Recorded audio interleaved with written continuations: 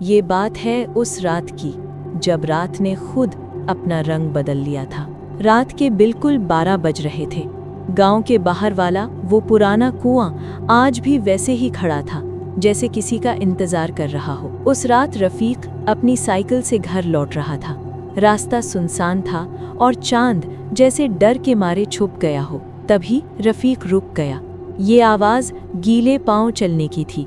उसने पीछे मुड़कर देखा, कोई नहीं था। फिर अचानक कुएं के अंदर से एक आवाज आई, रफीक, पानी पिला दे। ये आवाज रफीक पहचान गया था।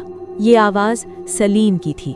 सलीम जो 5 साल पहले इसी कुएं में डूबकर मर गया था। रफीक भागना चाहता था, लेकिन उसके पैर जमीन में जैसे जम गए। तभी कुएं से एक सफेद हाथ बाहर निकला, फिर दूसरा, और धीरे धीरे एक चेहरा, काली आंखें, सिले हुए होंठ और गले से पानी टपकता हुआ।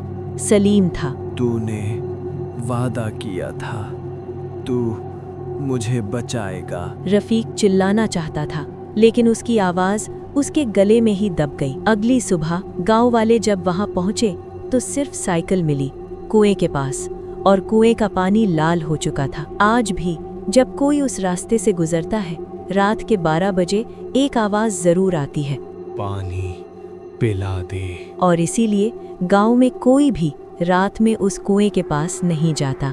सब्सक्राइब।